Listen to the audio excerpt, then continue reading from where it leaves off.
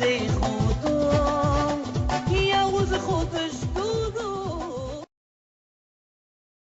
la chaîne, je voudrais simplement faire ce draft Torah pour la réfoire de Shulamit Hayab Siba et de Rabbi Mordechai ben Tzion, Lausanne, Rabbi Israël ben Lausanne, Miriam ben Diva, Moshe ben Chavva, Kotosh Baruch Hu, Yuna Rutos ben Israël, pour la réussite de cet endroit Kenerat. Et le Rav Arosh. Il a fait Pinchas, on va dire.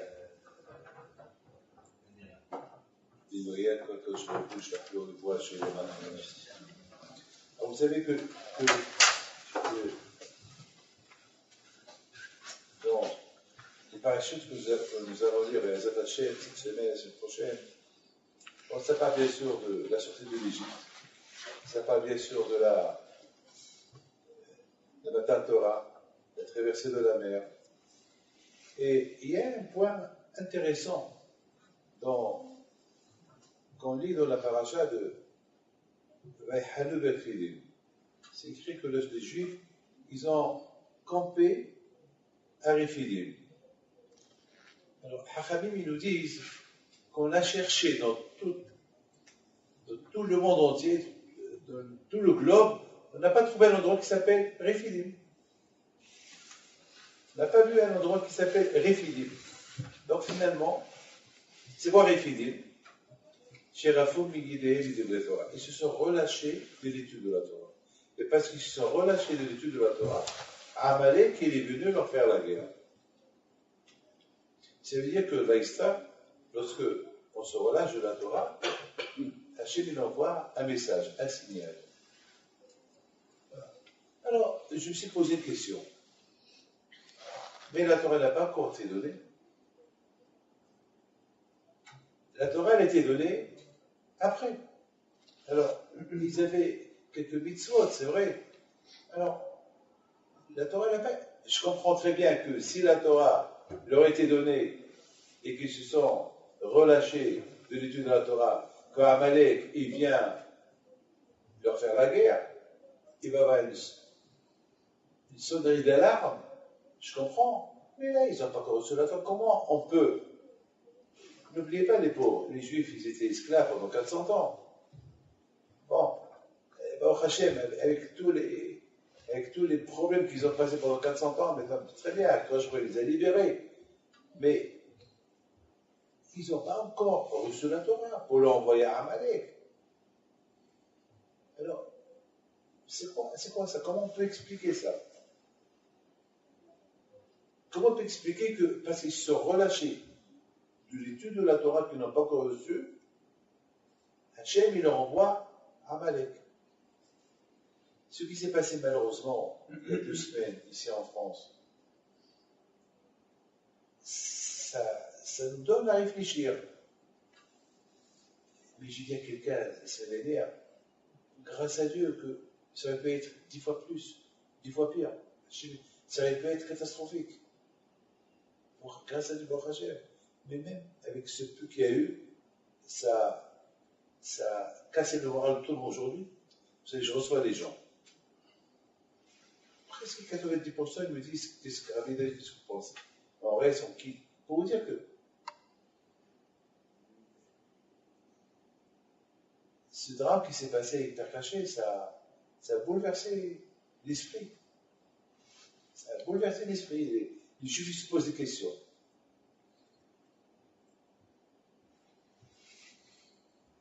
Alors, je voudrais vous dire que le miracle était énorme, parce qu'on a quelqu'un qui étudie chez moi à la Yeshiva, qui nous a raconté que lui, il était parmi les otages. Il nous a raconté, Bémet, il nous a raconté ce qu'ils ont vécu pendant les 4 heures pour sa présence, avec la présence terroriste. Il disait, Rabbi David, il aurait pu abattre tout le monde. Parce qu'il avait les yeux braqués sur chacun. Il a mangé devant tout le monde. les corps restaient par terre. Ça veut dire que, comment quelqu'un peut manger, lorsqu'ils vont 4 corps par terre, et puis son court. En plus, il y avait un cul. Le porc, il est mort 3 heures plus tard, de souffrance. Il s'est vidé de son sang. Comment on peut manger? C'est-à-dire, il était là, il était prêt. Quiconque qui bouge, il le tue. Il y a un miracle quand même. Vous savez, pendant ces 2 semaines, j'entends des gens qui viennent me voir et me disent: ah, mais David, je viens dire merci à la chef. Enfin, j'étais là-bas 5 minutes avant. Et il me dit: je devais aller, je ne suis pas parti. Chacun vient me raconter une histoire. C'est-à-dire que c'est un drame. Ça donnait du monde entier, on m'appelle. Ça fait un bruit énorme dans le monde entier. Ce qui s'est passé. Le Hachem, c'était que 4 personnes. Ça aurait pu être un chimichement. 25 personnes, 30 personnes. Qui sait? Ça aurait pu être l'école. Il devait se diriger vers l'école. Un chimichement, que tu préserves. Alors, je veux même y réfléchir. Et malgré tout, ça m'a donné à réfléchir. Alors, ce qui s'est passé, ça m'a donné à répondre à ma question. Quelle question je vous ai posée? Je vous ai posé une question. Je vous dis, je ne comprends pas. Amalek, il est venu faire la guerre contre les Juifs, parce qu'ils se sont relâchés de la Torah. Et que je vous ai dit? Je vous ai dit qu'ils n'ont pas encore reçu la Torah. Pourquoi Amalek vient leur faire la guerre? Ils n'avaient que quelques mitzvot. C'est tout. Alors, pour quelques mitzvot qu'ils avaient, Hachem a envoyé à Amalek pour leur faire la guerre. Je comprends très bien si c'est des gens qui ont reçu la Torah et qu'ils sont relâchés de la Torah. Je comprends qu'Amalek vient les réveiller. Mais là, ils n'avaient encore rien du tout. Ils avaient quelques mitzvot. Vous savez une chose. On dit dans la Torah, il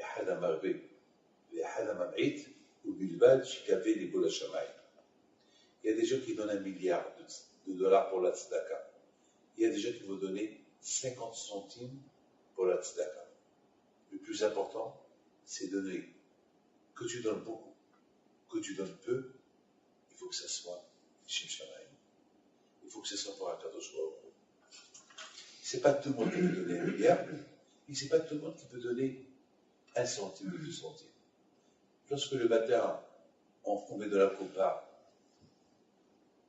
quelques centimes de la coupa, pour Hachem, c'est valable comme une tzedaka. Que tu mets 10 dollars, que tu mets 1 centime de la tzedaka, c'est la tzedaka. Mais le plus important est que tu fais cette tzedaka, les Shem Shamaim. Tu fais ça pour Akadosh Baruch Hu. Tu fais ça pour la tzedaka. C'est pas tout le monde est rabbin. Vous n'êtes pas tous barbus. Vous n'avez pas tous fait la yeshiva. Moi, j'ai fait toute ma vie la yeshiva. Vous n'êtes pas tous des rabbins. Mais le peu que vous connaissez, il faut bien l'appliquer. Le peu que vous connaissez, il faut bien s'accrocher. Parce que lorsqu'on s'accroche au peu qu'on connaît, ça nous pousse à faire un peu plus. Parce que qui dit je connais un peu, eh bien, ce peu que je connais, et ce que je le fais bien, alors ça va m'aider à faire plus. Vous avez compris? Ça va m'aider à faire plus. Mais je comprends très bien pourquoi Kadosh Baruch Hu, il a envoyé Amalek pour combattre les Juifs. Parce que les Juifs, ils sont ralentis de la Torah. On a posé question. Mais ils n'ont pas encore reçu la Torah. Si, ils n'ont pas reçu la Torah. Mais ils avaient un peu dans leurs mains. Et ce peu dans leurs mains qu'ils avaient, eh bien, ils devaient s'accrocher dans ce peu-là qu'ils avaient. Alors, ils ont peu, ils se relâchent de ce peu. Alors, qu'est-ce qui reste? Alors, qu'est-ce qui va rester? Il y a déjà pas mal de Juifs qui sont traditionnalistes, et même avec ce peu de tradition qu'ils ont, ils se relâchent, et à la fin, il va rester quoi? Rien du tout. Donc, même peu que tu as, il faut bien s'accrocher à ce peu que tu as. C'est la raison, je pense que c'est ça le message que Hachem il a envoyé aux Juifs. C'est vrai, vous avez peu, mais ce peu que vous avez, si vous rachetez de ce peu que vous allez le perdre. Et si vous n'avez pas, vous allez tout perdre. Alors le peu que vous avez, accrochez-vous dans le peu que vous avez. Et ça, c'est un message de Matan Torah. C'est quoi le message de Matan Torah? Le message de Matan Torah est que lorsqu'on commence à apprendre, il faut s'accrocher à ce qu'on a appris. Parce que si on ne s'accroche pas à ce qu'on a appris, on va le perdre. Et si ce qu'on accroche à ce qu'on a appris, on va encore un peu plus. Et on va encore être plus motivé, Regardez, vous dans le business. Lorsque vous êtes motivé à travailler, eh ben vous allez voir la bracha dans votre travail, parce qu'il y a la motivation. Mais lorsqu'on se démotive du travail, eh ben on perd la motivation, alors on perd complètement le goût du travail. Ça, c'est le message de Matan Torah. C'est vrai, la Torah n'a pas été donnée. Ok, la Torah n'a pas été donnée, alors le peu que vous avez, accrochez-vous au peu que vous avez. Ah, mais le peu que vous avez, vous êtes démotivé du peu que vous avez, alors il reste quoi?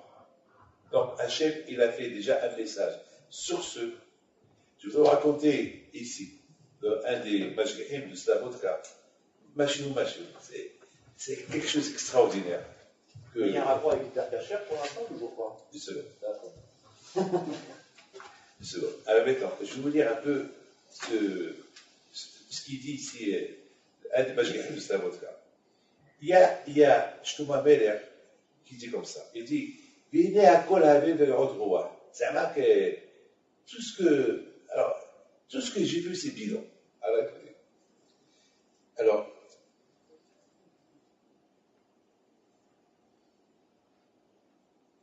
il explique le Mashgiach de Savot il dit comme ça. Je vois Melech, il parle. Il dit, j'ai agrandi mes services, et j'ai fait, et j'ai construit. Baniti, j'ai construit des théâtres, j'ai construit des centres commerciaux, j'ai construit des arcs de triomphe, et j'ai construit la Tour Eiffel, la Tour Eiffel de l'époque, et j'ai fait. Natati, j'ai planté les meilleurs arbres du monde. Ah, City, j'ai fait. Pendant un demi-livre de Kohelet de Shlomo Meler, il parle de tout ce qu'il a fait. Kaniti, j'ai acheté le monde entier, tout ce que je veux, je l'ai acheté. Kinasti, j'ai réuni, j'ai ramassé de l'argent, ramassé. Les Gadati, les Osafti, et j'ai doublé ma mise, et j'ai ajouté. Alors, il dit Shlomo Meler à la fin. Après, comment il a mis Shlomo Meler?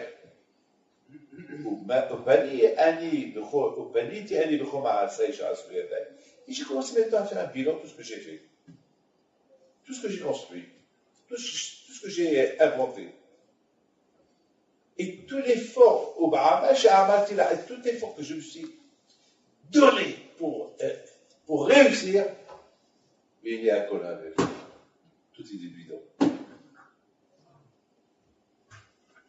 Maintenant, le Rav, le Mashgiach, de Slavotka, il pose une belle question.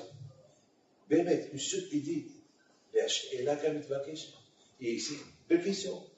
Comment on peut imaginer que Shlomo Meler, il a perdu tout son temps pour qu'à la fin il dit, tout est bidon? Attends, moi d'habitude, si je sais que tout ce que je suis en train de faire dans ma vie, c'est du bidon, et c'est Havel, c'est zéro, pourquoi je fais? Pourquoi je perds mon temps? Pourquoi perdre le temps? Si je sais l'Est, si je sais que. Alors, si tout ce que je vais faire c'est du bidon, alors cherchons autre chose à faire. Cherche quelque chose à faire. Pourquoi à la fin tu vas dire que c'est du bidon? Ça c'est la question que lui pose. Moi j'ai donné une réponse, mais sa réponse elle est mieux que la mienne. Moi j'ai la réponse que j'ai dit. Tashma avec Ahazi. Viens écouter et viens voir. Il y a une différence entre que j'écoute et alors je vois. Je peux écouter l'histoire, mais c'est pas pareil que je vis, je vois l'histoire. Ce que j'écoute, j'ai écouté, ce que je vois, Tahazi, je vois. Il y a une réalité. Beaucoup des fois, ce que je vois, c'est mieux ce que j'entends. Et ce que j'ai entendu, c'est faux. Mais ce que je vois, c'est une vérité là. Shlomo Amelech, il a voulu nous faire vivre une expérience. C'est quoi l'expérience que Shlomo Amelech il a voulu faire vivre? C'est que tout ce que j'ai pu imaginer, je l'ai vu. Tout ce que j'ai pu imaginer, je l'ai construit. Pour arriver à une solution, c'est évident. Il y a une grande différence entre ce qu'on voit et ce qu'on entend. Il y a une grande différence.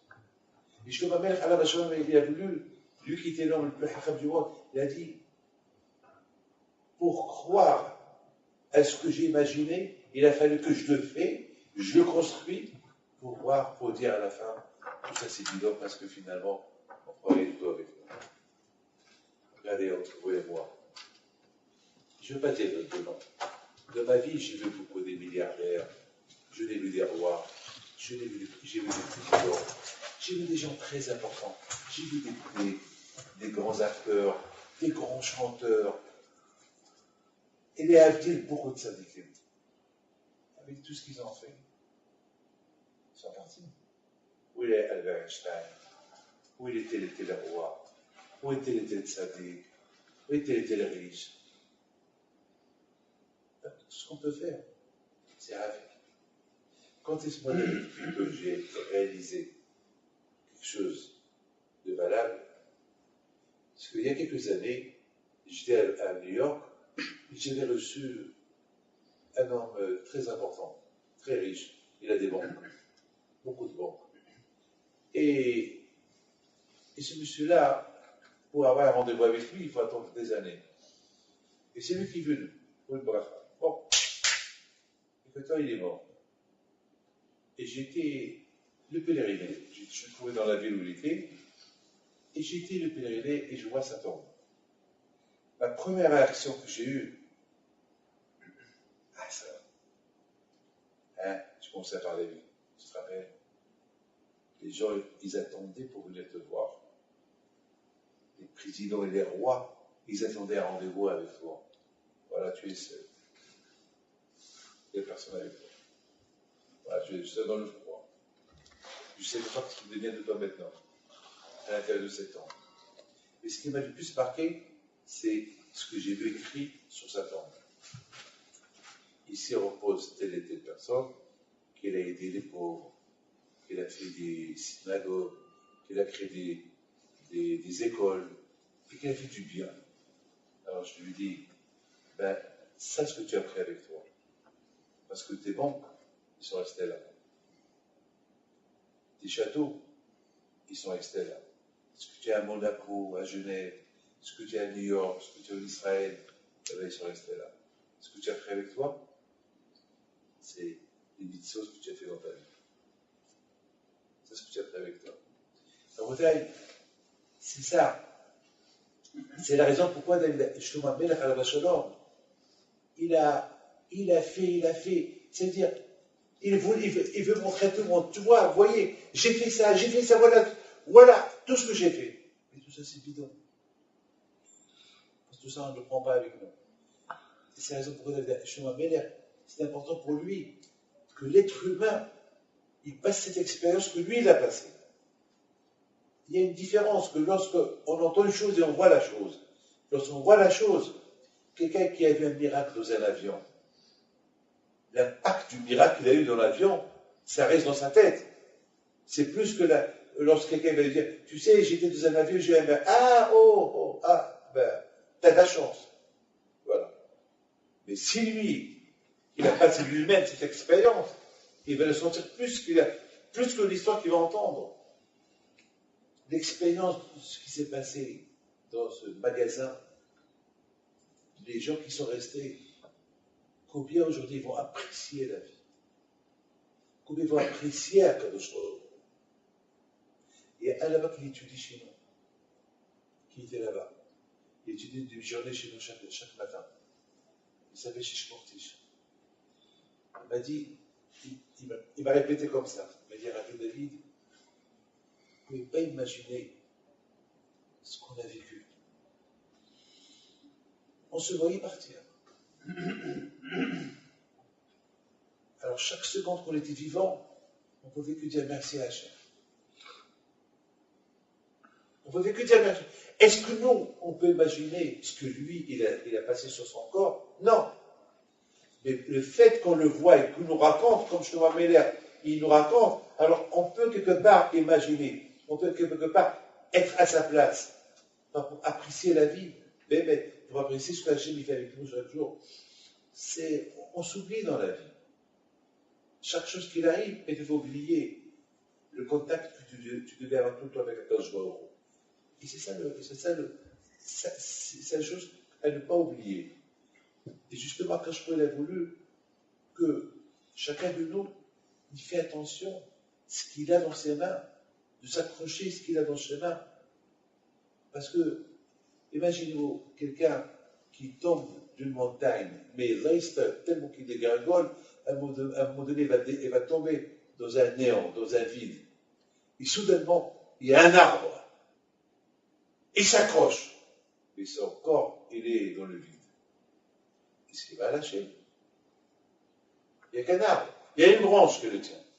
C'est que sa vie, elle tient grâce à une branche. Il va tout faire pour tenir. Moi, David Pito, je suis tombé une fois dans le néant, dans le vide. Heureusement que Hachem m'a aidé, que je me suis accroché. J'avais 10 ans. Je me suis accroché dans le vide presque. Bon, ceux qui sont venus me prendre, s'ils ne seraient pas venus, ben, je serais tombé. Dieu préserve. Et je ne serais pas avec vous aujourd'hui. Comme je dois dire merci à Kadosh Baruch Hu. Écoutez ce qu'il dit le Rav. Ce que je vous ai dit, c'est moi qui réponds un peu à sa question. Et regardez le Rav, ce qu'il dit, c'est mieux ce que je lui ai dit. Le Rav à la vache me dit comme ça. Il a dit, pour comprendre, quelle est la question qu'on a posée? Il a dit, si Shlomo Meller pense que tout ce qu'il a fait dans sa vie, c'est du bidon, alors pourquoi il a perdu le temps? Pour construire, pour faire, pour réunir, et pour créer, pour que la vie, tout ça c'est bidon. Alors, pourquoi tu perds ton temps? Ne perds pas ton temps, ne le fais pas. Quelqu'un qui va investir l'argent, quelque chose qui ne va pas marcher, il va le faire? Non. Un homme conscient, il va investir dans quelque chose qui marche. Vous savez, il y avait un monsieur que jamais il a vu le fromage dans sa vie. Il n'a pas vu le fromage dans sa vie. Il est parti après avec lui d'argent. Il est parti en Australie. L'Australie. Et là-bas, il cherche, pas ce qu'on l'a dit, là-bas, il y a des affaires.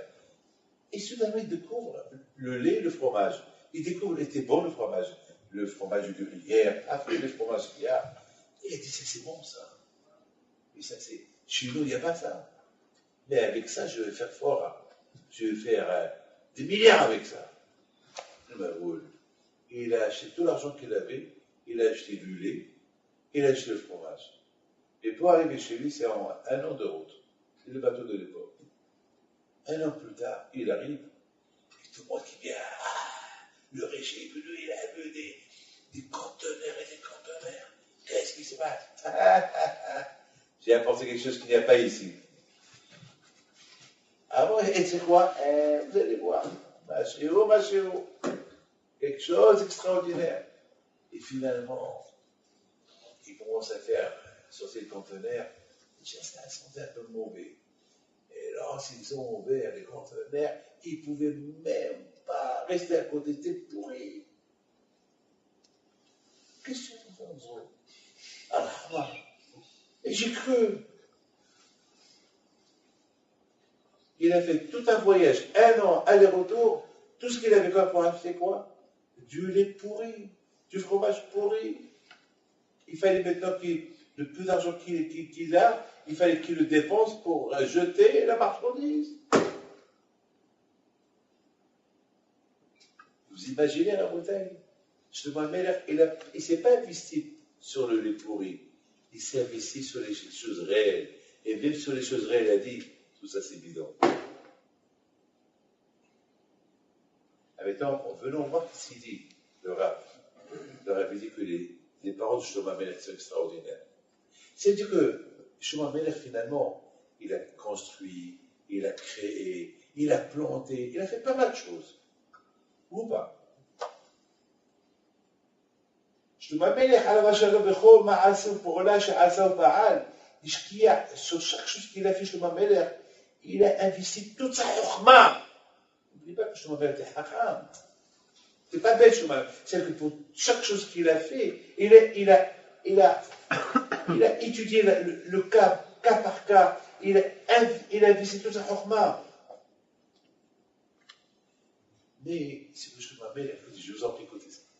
C'est que Shlomo Amelech, c'était un hakam, un homme intelligent qui n'était pas limité. Là, il y a beaucoup de mal. Il n'était pas limité. Alors, ça veut dire que ce qu'il a créé maintenant, une fois qu'il a fait, il a dit, mais j'aurais pu faire plus, mieux. C'est comme dans les lunettes. Imaginez-vous comment ça a commencé les lunettes. Et regarde aujourd'hui comment c'est les lunettes. Aujourd'hui, il y a quoi aujourd'hui? À la place des lunettes, il y a quoi? Des lentilles. Des lentilles. Est-ce que vous pouvez imaginer les lentilles il y a 100 ans? Non. Mais imaginez-vous maintenant.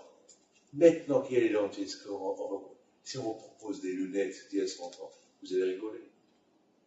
Les 4 chevaux d'aujourd'hui, les petites voitures d'aujourd'hui. Regardez aujourd'hui, si on vous apporte une petite 4 chevaux, on vous apporte une Porsche. À la Porsche.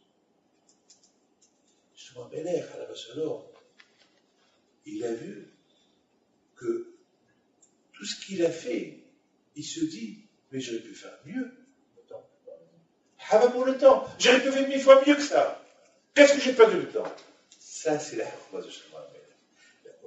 C'est la folie, ce qu'il dit. Shlomo Amelech, tout ce qu'il a construit maintenant, il se dit, mais tout le temps, mais il commence à voir un peu au passé. Mais au passé, j'aurais pu faire 10 fois mieux. Selon ce qu'il est, selon comment maintenant il voit la chose, il est dommage pour le passé. C'est exemple, moi il est venu à dire, tout ça c'est du temps. Il dit Laura, combien un homme, Aliyah Ahar Aliyah, un homme il doit toujours voir un peu, c'est vrai, tu as fait quelque chose aujourd'hui dans le service d'Hachem, sache qu'il y a une suite. Parce que tu avais avant, c'est bidon, c'est rien du tout. Tu peux continuer. Vous connaissez tous la fameuse histoire de Saadia Gaon. Saadia Gaon, lui, était incognito. Lui, il a commencé un peu à visiter un peu ses frères juifs. Et un jour, il était bien reçu chez quelqu'un. Il lui a donné au basement, dans une chambre comment ça s'appelle? Une chambre d'amis en bas. Et Saadia Gaon, au milieu de la nuit, il se réveille. Il était un grand, il neigeait. Il a enlevé son pull. C'est froid qu'on a fait la glace, il la mettait sur son corps. Il frôlait. Il faisait ça, 10 sourires pour Hachem. Il se faisait souffrir pour se faire pardonner des fautes, je ne sais pas quoi. Il faisait ça. C'est ce qu'on appelle dans le Kabbalah, Gilgul Sheleg. Le Gilgul de Sheleg. Le Kabbalah, c'est comme ça. Et le propriétaire de là-haut, il entend. Gémissement. Il ouvre un peu la fenêtre. Il voit Saadia Gaon. Il dit à sa femme, ma femme, ce qu'on a en bas, c'est un tzaddik. Ne le vois pas ce qu'il fait parce que c'est un tzaddik. C'est un tzaddik. Il descend chez lui. Il ouvre la porte. Rabbi, qui es-tu? Mais qui es-tu? Il dit, moi, qui es-tu? Je suis Saadia Gaon. Saadia Gaon. Saadia Gaon, il prend ses mains, il les embrasse, il les caresse. Il lui dit, pourquoi tu me fais ça? C'est parce que tu es un tzaddik. Si je savais que tu étais Saadia Gaon, je serais donné ma chambre. Mais c'est pas grave, tu m'as donné une belle chambre en bas. Non, c'est pas ton kavod. Je t'aurais donné ma chambre. Je reçu encore mieux.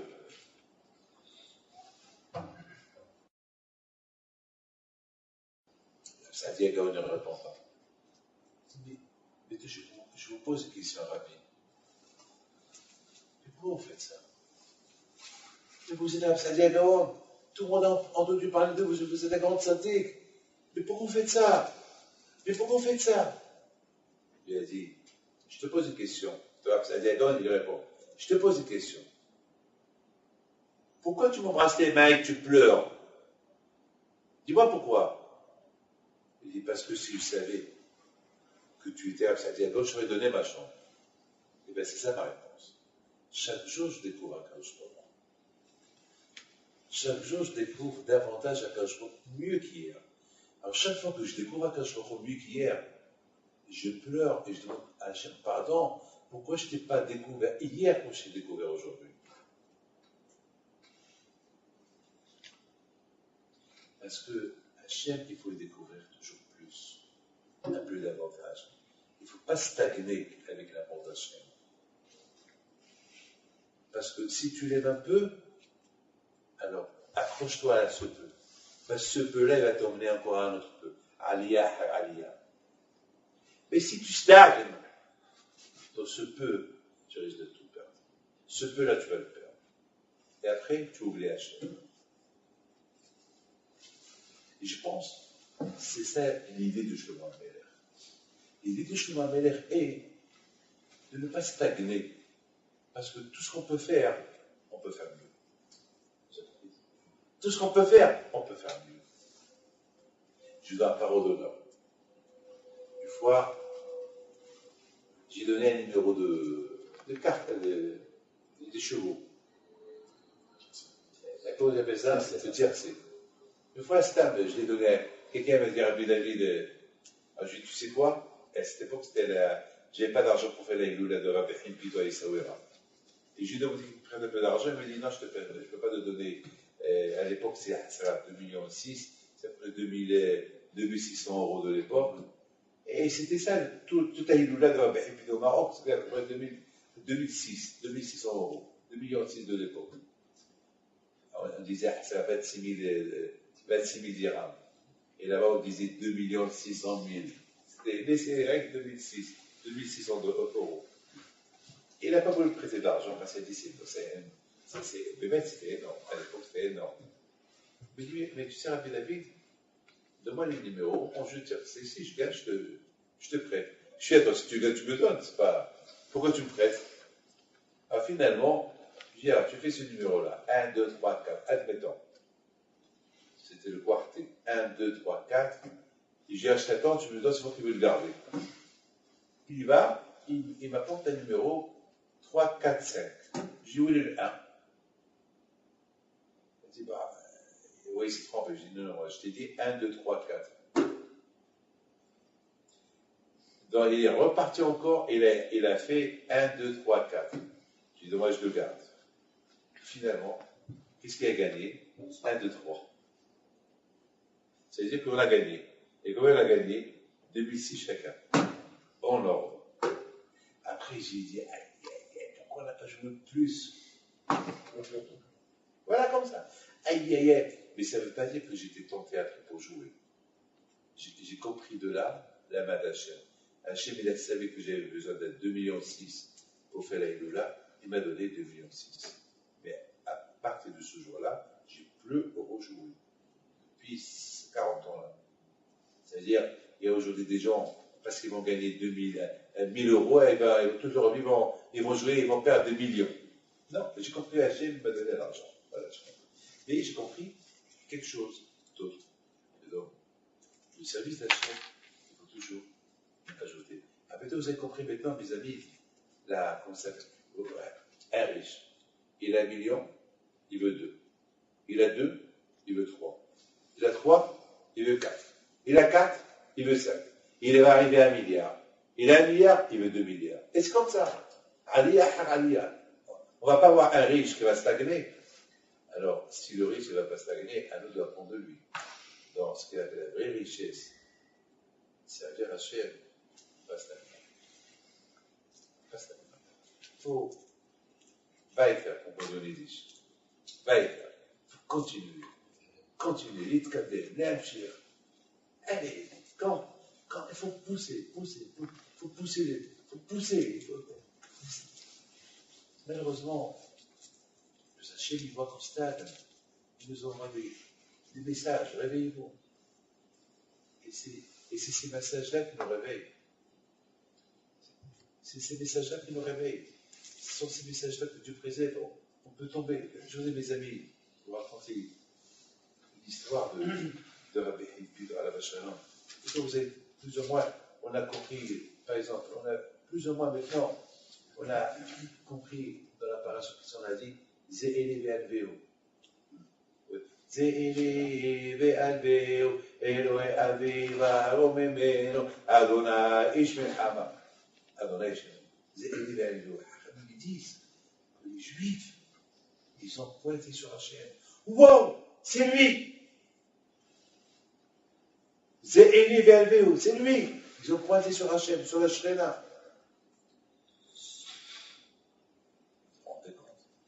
Ils sont arrivés à ce niveau-là, de dire c'est ça la Shrena. Et après, lorsqu'on arrive à ce niveau-là, on doit progresser, on doit continuer. Vous êtes quelqu'un qui monter, tant qu'il continue à monter, il peut arriver au sommet. Mais lorsqu'il s'arrête dans la montée, qu'est-ce qui va se passer? Il va commencer à reculer. Les Juifs, ils sont arrivés à un niveau spirituel tellement élevé, jusqu'à qu'ils ont vu ce qu'ils en veulent. Donc il ne faut pas qu'ils tombent. Il faut qu'ils se relâchent. Le peu qu'ils ont de mitzvot, qu'ils tiennent dans ces mitzvot, ils les répètent. Jusqu'à Matan Torah, parce que moi j'ai toujours expliqué que la sortie d'Égypte, c'était une préparation de Matan Torah. La sortie de l'Égypte, c'était une préparation pour recevoir la Torah. Il a fait le Kadosh Baruch Hu, il leur donne un. C'est comme par exemple, vous êtes invité chez un monsieur important. Il y a ce qu'on appelle, il y a l'apéritif, mais l'apéritif, c'est pas le repas. Beaucoup de fois, il va y avoir, il y a beaucoup de fois, on est chez des gens qui croient que l'apéritif à eux, c'est déjà 10 repas. Après, tu dis, allez, on passe à table. Mais quelle table? Vous avez la table déjà, elle est dans le ventre, toute la table est dans le ventre. Non, ça c'est avec l'apéritif. Et après, vraiment, après, tu vois, et les poulets, le srina, et la lafina, et après, c'est fini, on peut plus manger. Et bien, la bouteille, tous les miracles que Hachem a fait au pays d'Israël, c'était un apéritif. C'était un début. Le vrai, c'est pas encore venu. Le vrai, c'est plus tard. Le reste du repas, c'est plus tard. Tout ce que Hachem a montré, c'est un début. Et après, c'est le reste. Le reste, il vient plus tard. Et c'est ça la bataille, c'est ça le message de Matan Torah. Le message de Matan Torah. Le message de Matan Torah, c'est quoi? Tout ce qu'on t'apprend, apprends-le. C'est pas la fin. Il y a la suite. Il y a la suite. Tant que tu vis, il y a la suite. Jamais c'est fini. Mais mon cher Abuna, là je sais 120 ans, il faut qu'il ait tout appris. Il dit à Hachem, je t'en prie, je t'en prie. Laisse-moi rentrer. Mais tu connais tout. Je vais passer à la pratique. Je connais tout, mais je vais rentrer en Israël, faire la bracha sur les fruits. Je veux la pratique. Il y a une différence que ce que je connais sans passer à la pratique. Savoir, c'est une chose, comme maintenant. Il n'y a pas Beth Amikdash.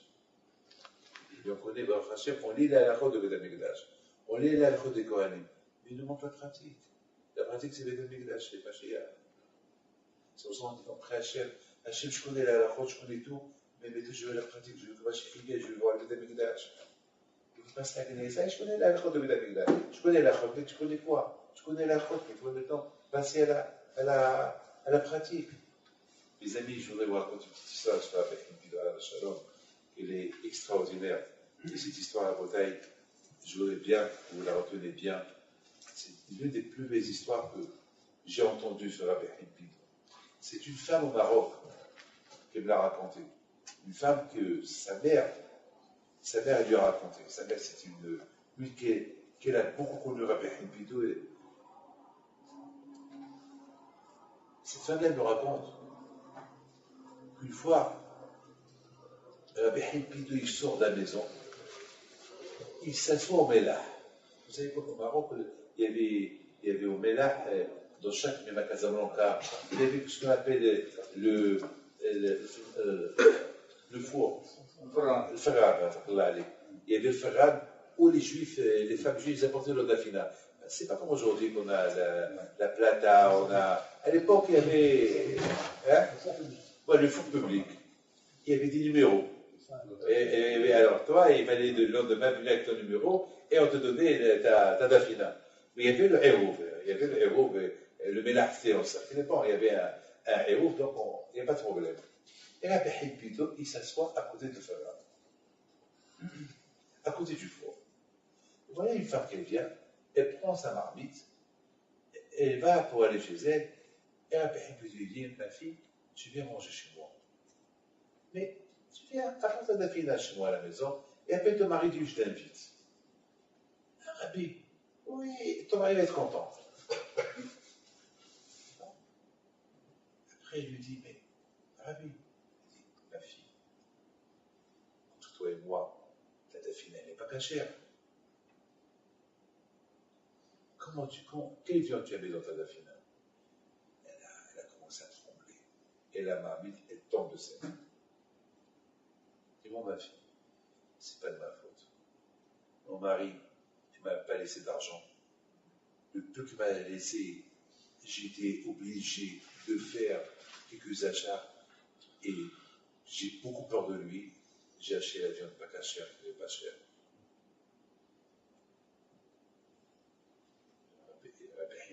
Ma fille, maintenant, appelle ton mari et dis-lui, on ne va rien lui dire, je vous invite. Il se venu chez Rabbi Hilpido. Il était content le monsieur. Et Rabbi Hilpido, pendant la Séouda, Rabbi Hilpido, il a parlé du Shlom Bayit. Et Rabbi Hilpido, il a parlé combien il faut respecter la femme. Il ne faut pas créer une crainte, une peur dans la maison. Et c'est comme ça que Rabbi Hilpido lui a dit, mon fils, à partir de maintenant, il faut qu'il y ait Shlom Bayit chez toi à la maison. Voilà comment les tzadikim regardaient les choses, sans lui dire ce que sa femme elle a fait, mais il lui a donné une leçon. Et cette femme m'a dit que Rabbi Hilpido après s'est occupé de ce monsieur-là pour lui trouver un travail dans une ville pour être là-bas quoi? Un rabbin. Dès seulement qu'il a, Rabbi Hilpido, il a aidé à ne pas manger de taref, mais il a aidé à devenir calme avec sa femme, et il a aidé à trouver un travail. Voilà les tzadikim. Les tzadikim, ils ne se stagnent pas dans une chose, toujours. Ils vont de plus en plus, en plus, en plus, en plus, en plus. Il y a un qui s'appelle Hanania, Azoulay, elle me raconte sa fille que lorsqu'il voulait faire le Hédé, ça à l'époque au Maroc, aujourd'hui le Hédé, c'est on invite des gens, il faut qu'il y a une salle et les orchestres, etc., etc. À l'époque, le Hédé, aujourd'hui malheureusement le mariage, combien d'argent est dépensé pour le mariage, la mitzvah, l'idée. À l'époque, ça se passait à la maison, en famille. Il n'y avait pas beaucoup d'argent à dépenser. Rien du tout. Alors celui-là, il vient chez Rabbi Hilpido, il dit de je vais faire mon aîné, et j'ai peur de quoi faire le aîné. Et Rabbi Hilpido dit, qu'est-ce que tu as besoin? Et j'ai besoin d'un kilo de tomates, un kilo de. Qu'est-ce que c'est? Le aîné, un kilo de tomates, un kilo de dattes, un kilo de ça. Il a dit à Rabbi Hilpido, combien c'est en tout? Il y a à peu près bien réel. Est-ce qu'on est réel? À l'époque, peut-être 5 euros, 10 euros. Et Rabbi Hilpido le regarde. Je connais ce Hananias, je le connais bien. C'est le grand-père de Sami Gabé, au Maroc. Il le regarde, il dit, tu vas aller tel et tel endroit, et tu vas trouver dans la rue d'argent abandonné. Tu vas trouver là-bas, il y a une réelle, 210 ou 220 réels de l'époque. Tu prends la moitié pour toi, et tu m'apportes la moitié pour moi. Et c'est ce qu'il a fait. Il a trouvé cet argent, il a donné la moitié à la Hilpido et la moitié pour lui. C'est ça qui lui voyait tout ça. Non, même celui qui est sur la table, on ne le voit pas. On ne fait même pas attention. On ne sait même pas s'il existe ou n'existe pas. C'est ça qui nous voit. C'est ça, mes amis. De ce qu'il est, celui qui est Ahavat Israël, celui qui est à l'amour du prochain, il a une vision mieux que celui qui n'a pas l'amour du prochain. Hachem, il va d'après ce que tu es. Hachem, il voit que tu aimes le prochain, il va tout faire pour toi pour que tu aies le prochain. Donc il ne te manque rien du tout. Il faut toujours que tu continues à aimer le prochain. Et c'est comme ça. C'est ça la paracha de la semaine. La paracha de la semaine, c'est de progresser. Aliyah après aliyah. Une progression après une progression. Et puis, de la Pehilpido, que Hachem nous protège, que Hachem vous donne la santé, la parnassa, le shalom chez vous à la maison, et que Hachem vous protège le Renaga. Et si tu veux, les Ezat Hachem pour.